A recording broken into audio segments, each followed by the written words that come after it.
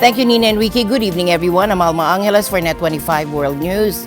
On tonight's headlines, Mike Carney has been named as the new Prime Minister-elect of Canada, and he is to replace the current Prime Minister, Justin Trudeau. America is not Canada, and Canada never, ever will be part of America in any way, shape, or form. I'm reporting Australia, where homes have sustained significant damage and power cuts following the passage of ex-tropical cyclone Alfred. And the news starts now.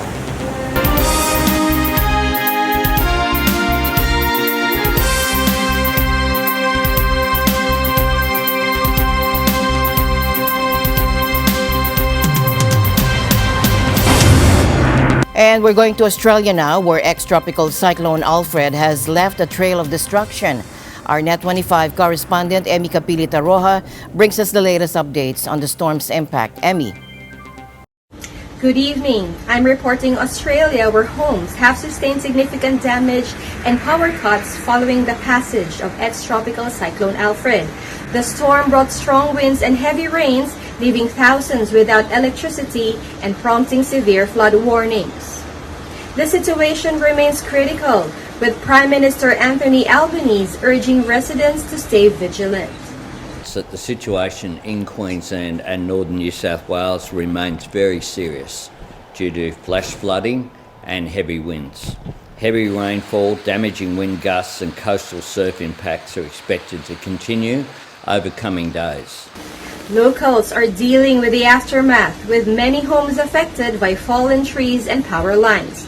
Brett Whitmore, a homeowner, shared his experience. Yeah, she fell right on top of the power line. It's just touching it. Really hoping that the tree stays where it is and doesn't fall any further. We were sleeping in the hallway to try and stay out of any danger. And yeah, it wasn't the most comfortable night's sleep, but yeah, we're just glad to be able to still be here, and yeah, we weren't hurt, so yeah, it's all good. The impact extends beyond residential areas. Sarah Mill, manager of a local caravan park, described the damage. So we actually manage the caravan park across the road here, and we've just realised that we've got two big trees have come down and pulled fencing up and things, so we'll spend most of the day assessing that and trying to clean that up. Residents who have experienced similar storms before were prepared but still face challenges. Keith Aesthorpe shared his thoughts. We were pretty prepared for that actually. We've been through many of these storm type events before. Once we realised that the low pressure system had basically stalled, we knew that the worst of the weather could easily be ahead of us, and that was the case, unfortunately. In New South Wales, Premier Chris Minns emphasised that the situation remains fluid. I want to make it clear that we're not out of the woods yet. We're watching very closely the river systems in the northern rivers. There's still a lot of rain out there. There's still a lot of full rivers, swollen rivers, although there are obviously some encouraging signs, and the latest information out of the Wilson is obviously encouraging. It's also important to note that the hazardous weather watch in many coastal communities has been lifted as a result of the cyclone moving through. The region continues to face challenges as it recovers from the impact of ex-tropical cyclone Alfred. We will keep you updated as the situation develops. Reporting from Brisbane, Australia, this is Emmy Capilita-Roja for NET25 World News. Mike Carney has been named as the new Prime Minister-elect of Canada, and he is to replace the current Prime Minister, Justin Trudeau. Take a look. Mark Carney will succeed Justin Trudeau as Canada's next Prime Minister. Official results on Sunday showed the former central banker won the race to become leader of the country's ruling Liberal Party. Carney will take over at a tumultuous time in Canada. A general election lies in the near future, and the country is in the midst of a trade war with longtime ally the United States under President Donald Trump, whom Carney name-checked after being announced as the party's leader. There's someone who's trying to weaken our economy.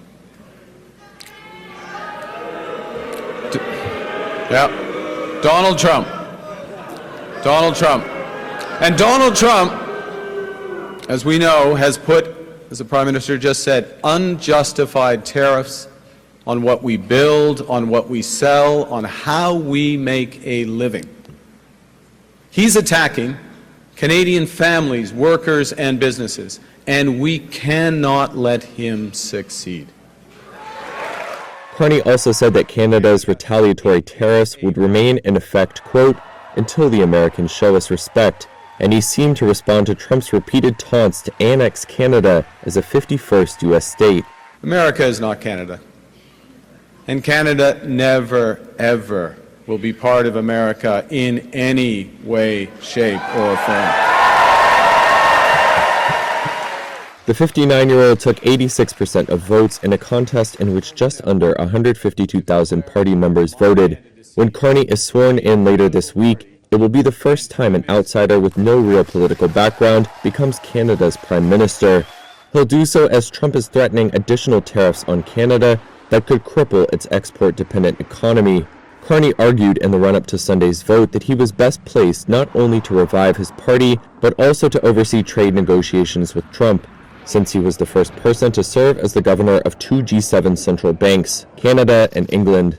Two Liberal Party sources said Carney would call an election in coming weeks, meaning one could take place much sooner than October. The party's fortunes have seen a revival between the threat of Trump's tariffs and the prospect of a fresh start after the exit of Trudeau. In several polls at the start of 2025, the party trailed by 20 or more points with the official opposition Conservatives, led by career politician Pierre Poilievre, but now they are statistically tied. As tensions between Ukraine and Russia continue to escalate, U.S. President Donald Trump has expressed optimism about upcoming talks in Saudi Arabia aimed at ending the conflict. Have you made a final decision about what sanctions or tariffs you might impose on Russia and when that might be? We're looking at a lot of things. We have big meetings coming up, as you know, in Saudi Arabia. That's going to include Russia. It'll be Ukraine. We'll see if we can get something done. I'd like to get something done. A lot of people died this week, as you know, in Ukraine. Not only Ukrainians, but Russians. So I think everybody wants to see it get done. We're going to make a lot of progress, I believe, this week. Let's see what happens with the whole Russia-Ukraine thing. I think you're going to have eventually, and maybe not in the distant future, you're going to have some pretty good results coming out of Saudi Arabia this week. Well, I think they will sign the minerals deal, but I want them to want peace. Right now, how do they show that? How do they show they want peace? Well, right now they haven't shown it to the extent that they should. I think right now they haven't, but I think they will be, and I think it's going to become evident over the next 2 or 3 days. Meanwhile, Ukrainian President Volodymyr Zelensky is heading to Saudi Arabia to meet with Crown Prince Mohammed bin Salman. And this visit comes ahead of crucial talks between Ukrainian and U.S. officials aimed at ending the ongoing conflict with Russia. Now, the situation is particularly tense given the recent shift in U.S. wartime strategies and the pressure from President Donald Trump to expedite a peace process. Zelensky's trip follows a contentious meeting with Trump in the Oval Office, where discussions about a minerals deal fell through. Now, Trump has been pushing for a rapid resolution to the war, but Ukraine is cautious about making concessions without securing vital security guarantees. Saudi views itself as a middling to great power, and obviously a great power in energy and financial terms. And its motivations are indeed principally commercial. It's going to be a difficult one.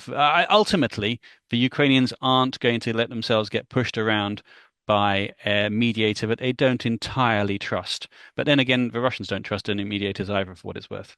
The upcoming talks in Saudi Arabia will focus on establishing a framework for peace and possibly a ceasefire. However, there are concerns about the terms of any potential agreement. The U.S. seems willing to accept a deal, even if it's not ideal. But for Ukraine, a bad deal is worse than no deal at all. The Americans, or for the Americans, a bad deal is better than no deal. But for the Ukrainians, a bad deal is worse than no deal. And that is a fundamental tension between the two. So there will need to be some form of impasse break in order to move this forward. Meanwhile, Russian President Vladimir Putin has been critical of Western involvement drawing historical parallels to Napoleon's invasion of Russia. Since the times of the French Emperor, Napoleon, since Napoleon's invasion to Russia, some people are still eager. There are still people who want to go back to the times of Napoleon, forgetting how it ended. As the situation unfolds, Ukraine is preparing for various scenarios, bolstering its intelligence and weapons capabilities. Despite the challenges, there's optimism that Ukraine can hold out longer than expected, especially with European support. The Russians, of course, have been emboldened and encouraged by recent moves from the US. That gives them a morale boost and the ability to stay in the game longer. On the other hand, summer is coming. It does get a little bit easier in those physical conditions, and Ukraine has been stockpiling in the knowledge that this was likely to happen and can therefore hold out probably longer than many people assume. So, in fact, there is still all to play for, and as has been the case for the last few years now, then this war could actually go either way, and much depends on the political will of the West to step up to the plate in America's relative absence. Tensions on the Korean Peninsula have escalated as North Korea launched multiple ballistic missiles into the sea today, just hours after South Korea and the U.S. began their annual joint military drills. Take a look. North Korea fired multiple ballistic missiles Monday after the South began joint drills with the U.S. It's the first time the North has launched missiles since Donald Trump returned as U.S. president. It comes after the reclusive country's foreign ministry condemned the joint drills, with state media quoting the ministry, calling them a dangerous, provocative act. Pyongyang state media added that it would worsen the situation on the Korean Peninsula. On Monday, South Korea's Air Force Chief Lee Young-soo bowed in apology over what he called an unprecedented accident last week, where two jets mistakenly bombed a village, wounding at least 29 people. According to South Korea's Yonhap news agency, a pilot in one jet was pressed for time and didn't double-check target coordinates, while another dropped bombs without noticing that the coordinates were incorrect. The Defense Ministry was not immediately available for comment. The accidental bombing happened about 25 miles northeast of Seoul, outside a training area near the North Korean border. It also coincided with the annual Freedom Shield exercises jointly held with the United States. The drills are scheduled to run till March 20th, but live fire exercises were suspended after the misfire. Residents have long complained about the disturbances and risks from the exercises. South Korea's Air Force Chief Lee Young-soo has apologized for a shocking accident last week where two fighter jets mistakenly bombed a village, injuring nearly 30 people. I bow my head and extend my apology for destroying the peaceful daily lives of the people, injuring them and damaging property due to the unprecedented misfire bomb accident. Lee described the incident as unprecedented and emphasized that it should never happen again. According to investigators, one pilot was under pressure to meet a deadline and didn't double-check the target coordinates. The second pilot followed suit, unaware that the coordinates were incorrect. This mistake has led to a temporary halt in live fire exercises during the ongoing joint military drills with the U.S.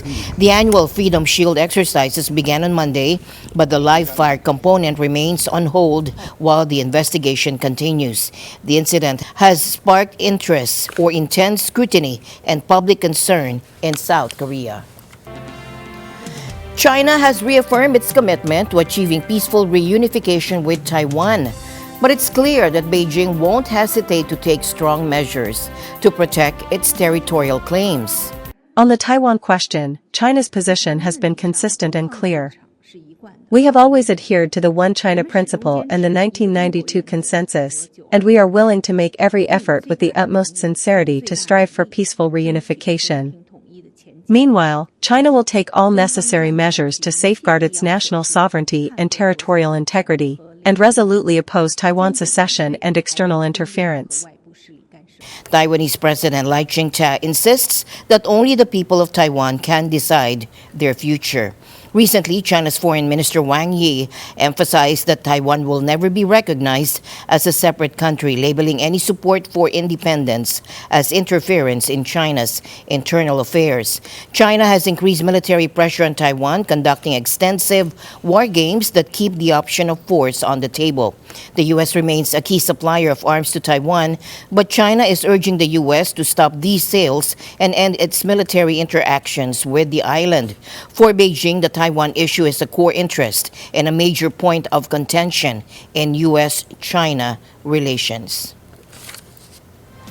A couple of weeks ago, U.S. President Donald Trump pitched the idea of a $5 million gold card visa to attract rich immigrants. And he says the proceeds from these visas would help the country pay off its debt.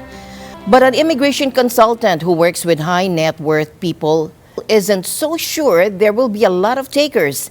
Thomas I. Likeness for more. Trump told reporters these visas will sell like hotcakes. Lots of people will want them. While making his pitch, the president had all the enthusiasm of his real estate developer persona. We sell 10 million, which is possible. 10 million highly productive people coming in, or people that we're going to make productive. They'll be young, but they're talented, like a talented athlete. That's $50 trillion. That means our debt is totally paid off, and we have $15 trillion above that. And now I don't know that we're going to sell that many. Maybe we won't sell many at all, but I think we're going to sell a lot, because I think there really is a thirst. No other country can do this, because people don't want to go to other countries. They want to come here. Eric Major works in what's known as the investment migration industry. He advises governments and private clients on these types of visas. And he doesn't share Trump's view that everyone wants to come to America. It's a little bit out of whack with the international market for citizenship by investment.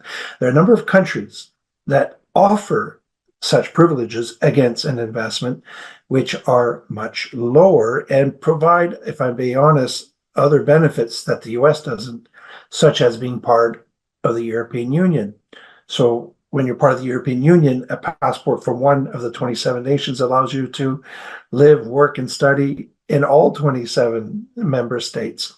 So in the hierarchy of our business, Europe always has the highest value in terms of citizenship, because it's really 27 nations. Major says Trump's $5 million price tag is not competitive, and he adds that he doubts there'll be very many takers at that price. University researcher Estevan Fonseca is from Rio de Janeiro, Brazil. He also disagrees with Trump that everyone wants to live in the U.S. Trump doesn't see the world as it really is. He thinks that the United States is the center of everything, and everybody wants to come to the United States. But the Americans must know that in other countries we have more rights, we have more easier life than in the United States. That's something that that Trump wants the world to think that here is a paradise, and that's not. That's the thing. That I wouldn't pay so much money to be in the United States. I'm from Brazil. It's amazing life. And we doesn't have to work all the time, 24 hours a day, with no rights. For those who want a passport that gives them greater mobility, immigration advisor Major says there are better deals. If it's about the passport, most of them, when they reflect and they look at the market, they won't go for it. They could get a European passport for a fifth of the cost. For a very quick process, certainly in Malta. And so I don't think there'll be that many takers. When Trump pitched the idea at the end of February, he said the cards would be going on sale in a couple of weeks. That means they should be available sometime this week. So far, there's been no word from the White House whether the scheme will push through. Thomas I. Likeness, NET25 World News. It's go, go, go for mango growers in southern Mexico, as they are not wasting any time taking advantage of a temporary suspension of tariffs on goods imported to the U.S. from their country. Anna Cui reports. The United States on Thursday gave Mexico a tariff reprieve following a morning phone call between Mexican President Claudia Sheinbaum and U.S. President Donald Trump. Sheinbaum and Trump agreed to suspend the 25% tariffs on products covered under the United States-Mexico-Canada Agreement, or USMCA. This effectively eased tensions in the ongoing trade talks. In San Pedro Tapanetepec, a small town in Oaxaca, Mexico, mango farmers hurried to harvest and package their produce. More than eager to fulfill orders that were held because of the White House's tariffs announcement, mango growers like Muchos Mango's packaging company are working double time to meet the demand. Production has immediately reactivated since the moment we were told the tariffs were paused for another month. We reactivated the harvesting of our own field and the purchase and stockpiling of produce from small farmers. This has had an immediate impact among packaging companies, including this one obviously. We're now working against the clock to catch up with the orders that were not fulfilled these days.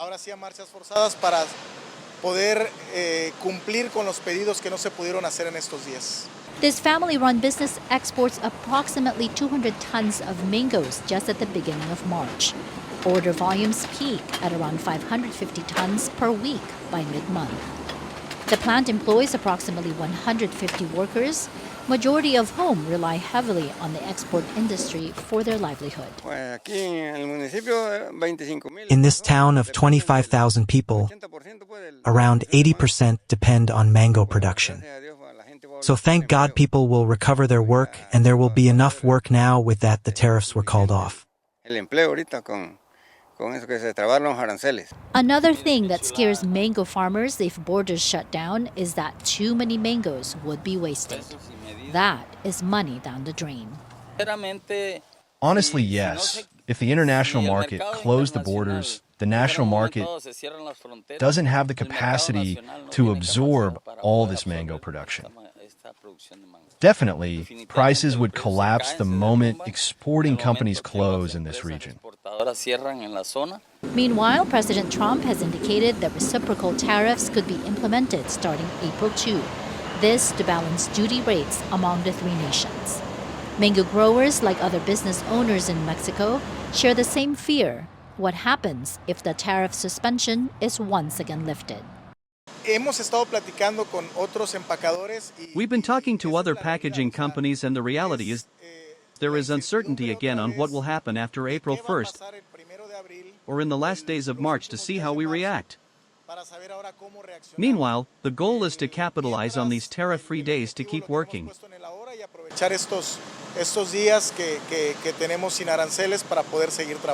Under the 2020 USMCA, nearly all tariffs on goods crossing North American borders have been eliminated.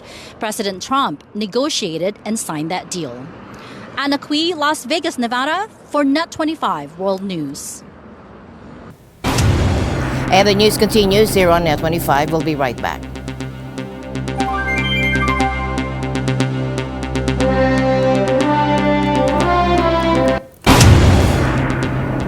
With only weeks left in the NBA season, the Los Angeles Clippers and New York Knicks meet for the first of their two scheduled meetings. In Inglewood, California, Ava and Alan with this report. The Los Angeles Clippers host the New York Knicks for the visiting team's first game at the Intuit Dome. But on the court, LA pulled the welcome mat up from under their opponent, downing the Knicks and adding to New York's loss streak. Clipper starters Harden, Leonard, Batum, and Zubats delivered double-digit performances. Harden led the way with 27 points, with Zubats adding his offensive presence in the paint. But throughout the first 3 quarters of play, the Clippers and Knicks kept the contest close, with neither team establishing any significant momentum over the other until the fourth quarter, when LA poured on the pressure, grabbing the 105-95 win over New York. Post-game, Coach Lue talked about the mindset his team needs to have in the face of players out due to injuries. I know we had a lot of guys in and out, injuries, rotations have been different, but just getting better every day. Just try to understand what we're good at, and what we need to improve on both sides of the basketball, and continue to grow. Being short-handed, not having a lot of days of practice, our guys have really been locked in and walkthroughs and shoot-arounds and trying to get better as much as we can. So we just got to take it game by game, and hopefully, we'll start getting more and more bodies back. While New York's inaugural visit at the Intuit Dome didn't go their way, Spectators, many who were Knicks fans, still marveled at the league's newest arena. It's a lot better than where like the Lakers play, like where they used to play. It's a lot better. They should check it out, but instead of that, go to New York, check out the Garden. You'll see a real game. The lights show was cool. They had some fireworks, and there's all of these cameras. We got 4 camera angles. That was pretty cool. But it's so big. It seems like it's so big. And I like the interactive stuff when we was playing the game. There's so much to do. There are basketball hoops outside that people are playing on the inside. Everything is all brand new. Literally, we could just walk right in because of the technology that they have here and get seated. You could go through the concession. So it's really quick. The Knicks and Clippers will meet one more time in a regular season that ends next month. In the highly contested Western Conference, the Clippers need to make every game count in order to secure another playoff berth. Reporting from the Intuit Dome in Inglewood, California, Yvonne Allen for NET25 World News. Lights Camera Auction. Get ready to bid on a piece of Hollywood history. A spectacular private collection of vintage movie posters amassed by U.S. collector Dwight Cleveland is hitting auction block on March 27th and the 28th. Take a look. We're talking over 500 posters spanning the golden age of cinema and beyond. From the whimsical world of The Wizard of Oz to the chilling terror of Attack of the 50-Foot Woman and the rugged charm of classic John Wayne, this collection is something for every film buff. Okay, so this is Dwight Cleveland's poster collection. Dwight is a collector from Chicago, Illinois in America, and he's been collecting for about 50 years. And his lens of movie making is through the medium of posters. And his goal was to find posters that you can immediately view that give you like a synopsis instantly of the movies. And the crown jewel? This stunning 1933 Czechoslovakian King Kong poster. This is an original release from 1933. It's a Czechoslovakian poster, but what's interesting, it's the American art. So it's very, very desirable because it's the same image as the American one sheet. So a poster like that could bring 50 or 60,000 pounds. Other highlights include posters from War of the Worlds, estimated to $25,000 to $50,000, and the Elegant Breakfast at Tiffany's with estimates ranging from $4,000 to $8,000. Actually, we've seen an increase. You know, people like comfort, they like nostalgic, and even in times of uncertainty, they gravitate toward things that bring them happiness, and movies are magic. If you're in London, you can catch a glimpse of these cinematic treasures until March 14th. Then they'll journey across the US, culminating in a grand exhibition in Dallas at Heritage Auctions headquarters from March 24th to 26th. So get ready to bid and take home a piece of movie magic. Reporting from London, United Kingdom, this is Leland Svaldos for NET25 World News. Back to you, Alma. And with that, we end tonight's broadcast. For everyone here on NET25, I'm Alma Angeles. Thank you for joining us. Good night.